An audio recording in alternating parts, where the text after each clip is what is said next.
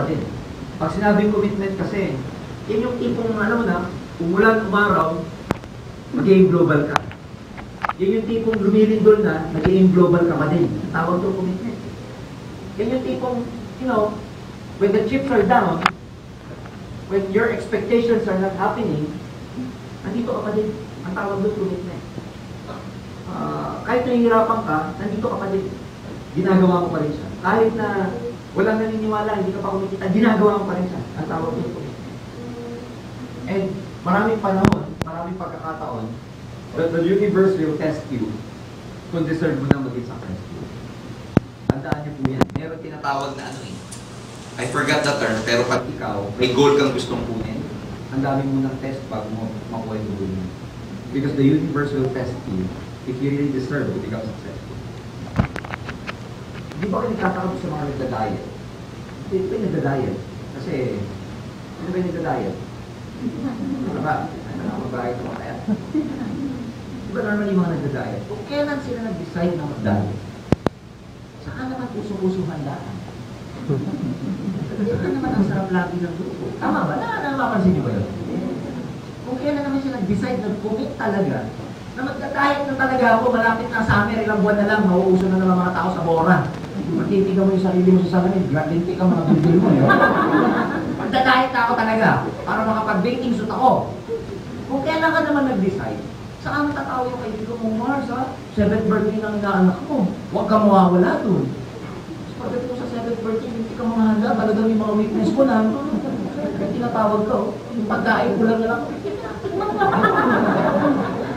Tapos ang nasa isip mo, kanina lang, kakaisip mo na malapit na summer, nung nakita mo yung pagkain, may panahon pa naman eh, matagal pa summer. Tama ba? Alam niyo ba yun? Na-experience ba ng iba yun? Kung kailan ka naman yung tipo, halimbawa, sa trabaho, na-memohan ka kasi tardiness, lagi kang late. Kung kailan mo naman gustong-gusto i-prove yung sarili mo, huwag ka malilate. Lahat ng klase ng aksidente sa daan, na nangyayari, malate ka lang. Naisip niyo ba yun? Ay, mga ganun, ano? O ano pa? Kung kailan mo naman, kailan ka nag-decide na magtitipid na ako kasi laging nawawala sweldo ka, laging ubos. Kakainom, lakwatsa, kakasine, kakashopping, kaka-credit card. Hindi ko na gagawin yan. Gusto ko na mag-ipon. And I commit. Kung kailan ka nag-commit, saka naman ang daming temptation na may sale dito. Diba? Yung gusto-gusto mong bag for so many years, hindi nagsisale. Kung kailan ka nagkukuripot, saka siya nag-sale. Diba na-experience yung iba yun? Kasi ulitin ko, the moment you commit, the universe will test you. Iti-test ka niya ng gusto. And katulad yan dito, the moment na mag-commit ka, lalo kang iti-test. Dalawa lang ang pwede mong gawin. Pwede mong i-accept yun na ano ba to? Kamalasan ba itong nangyayari sa akin? O sadya lamang na sinusubukan ako para maging successful talaga ako sa AIM Global? Alam nyo, swerte nyo nga. Kasi naririnig nyo na sa amin itong mga training na to bago nyo matutunan. Kami, bago namin matutunan to, pinagdaanan muna namin kaya namin siya natutunan. At least ikaw, pag nangyari sa iyan, marirecall mo. Noong March 22, sinabi yan sa ASAP training. Kaya pag na-experience mo siya, tatawa-tawa ka na lang. Oh, universe, ha? Tinetest mo lang ako. Tama ba? Universe, ha? Ganun-ganun ka pa. Ay, noong panahon namin, hindi. Pag na-experience namin to, nade-depress kami. Kaya lang namin na-learn yung lesson kasi nga, nalagpasan na namin siya.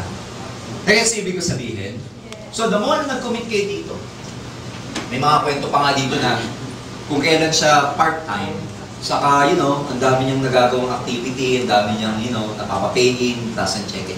Kung kailan siya nag-commit na mag-full-time, saka walang naniwala sa kanya. Kabaliktaran.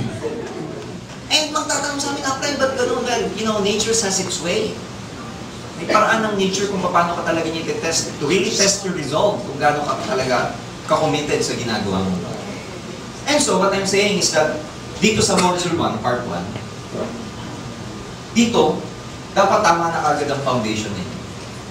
Dapat whatever tests you will be encountering in the next, you know, coming months, as far as your career is concerned in this business, accept it, learn from your mistakes. Wala namang perfect eh. Lalo na pagka naniniwala kayo na yung ginagawa mo worthwhile, ibig sabihin sulit. At the end of the day, Mga kaibigan, wala namang may akinabang eh, kundi ikaw din. And ako, coming from my experiences, lang sasabihin ko sa inyo, lahat na lalabas na pawis dyan, lahat ng luha na lalabas dyan, dahil sa mga, discouragements and everything. Lahat ng luha, lahat ng sipon na lalabas dyan. Kasi mapapansin mo, habang lumuluha ka, sinisipon ka rin, di ba? Lahat ng pawis, luha, sipon, bayad lahat yan pag naging global ambassador ka sa Alliance.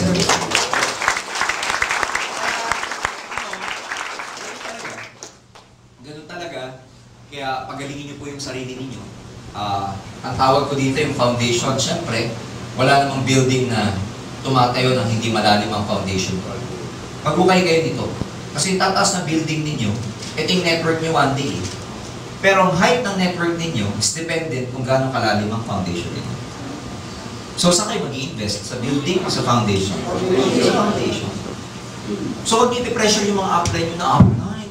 2 buwan na ako, wala pa yung 1.5.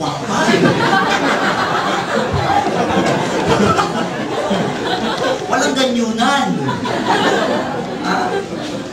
Ganun talaga sa una. You never know. It's not the fault of your upline. It's not the fault of the industry. It's not the fault of the company.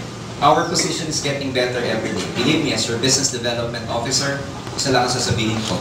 AIM Global is getting better and better and better every day. Our position is getting better.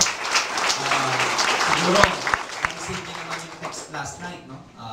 For the Asia Pacific region, yung tinatawag na Consumer's Choice Award for the most outstanding MLM and direct sales company for the year 2010. Walang iba po. Yours truly, Alliance in Motion Global. Another award in terms of our products, yung C24/7. Ganun din. Sa Asia Pacific region as cited by the Consumer's Choice Award. Yung C24/7 is the most outstanding natural food supplement. So, ayan, nasa dyaryo pa. Di talaga naman ito, hindi na talaga. So, mga kaibigan, nasa momentum yung kumpanya eh. Mamaya magkukwento ako ng mga bagay tungkol sa networking and you will feel very fortunate na nasa network marketing industry na kayo ngayon. So, ito ang palalawinin natin, yung foundation. And, kaya ako ito sinasabi sa inyo kasi yung networking can be your career. It can be your career. Look at me, look at other people here in this business. Look at the other icons in this industry. Naging career namin siya eh. Hindi siya yung type na naging pantawid. Hindi siya ganun. Hindi siya naging pang-survive for a lot of us. Ginawa namin siyang career. When you go to my house, you will see a lot of books in my house because of network marketing. I know a lot of networkers na may sarili pa silang secretary to follow up their prospects and customers. Meron akong isang alam na networker from Germany, the name of Rolf K. One of the top distributors in the whole world in terms of network marketing. Ginawa niya may sarili siyang building. Pinatayo niya sarili niyang building. Tapos, lahat ng grupo niya, yung mga managers niya, may kanya-kanyang cubicle sila sa buildings na yan. Tapos, pag pumasok ka dun sa building nila, merong customer service na mag-aasikaso ng lahat ng distributors. Na siya mismo, may sarili siyang office, may secretary siya. Networker, ha? And it can happen here, ladies and gentlemen. Pwede nyo siyang gawing career. Pwede kayo pumasok dito na kung gusto nyo, naka-necktie, naka-coat, bahala kayo, pwede nyo itong maging career. Kung gusto nyo pumasok dito na daig pa, mga uniforme ng mga nasa airline at bangko, pwede nyo gawin. It can be your career. And long-term to. In the States, ladies and gentlemen, there are over 3,000 network marketing companies.